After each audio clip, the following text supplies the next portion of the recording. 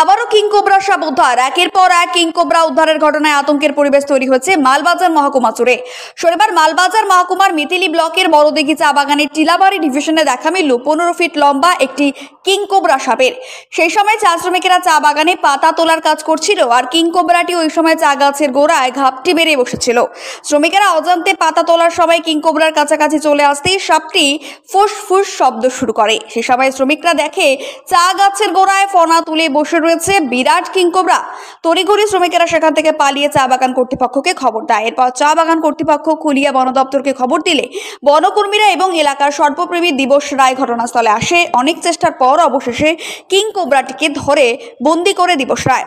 এরপর সেটিকে গভীর জঙ্গলে ছেড়ে দেয় বন দপ্তর। সর্পপ্রেমিক দিবস রায় বলেন, এই নিয়ে চলতি মাসে মালবাজার মহকুমার বিভিন্ন এলাকা থেকে মোট 5টি কিংকোবরা উদ্ধার হলো। তাই সাধারণ মানুষের উদ্দেশ্যে বলা, যখনই রাস্তাঘাটে মাছা বাগানে চলাফেরা করবে তখন চারিদিক দেখে হাঁটাচলা করা উচিত, কারণ ইদানিং কিংকোবরার উপদ্রব বেড়েছে ডুয়ার্স এলাকায়।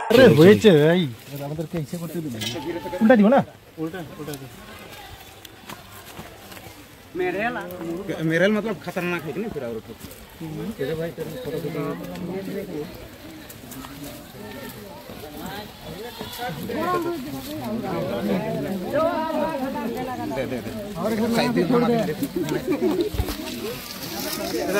খাঁচা তো দিব না, এটাই ভিনি না, খাঁচা দে, হাতে ধরে খাঁচা নিয়ে নাকি?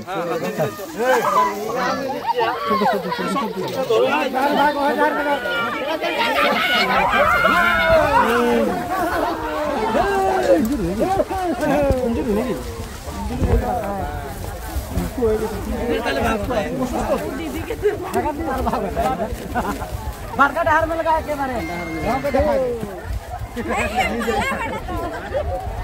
लंबा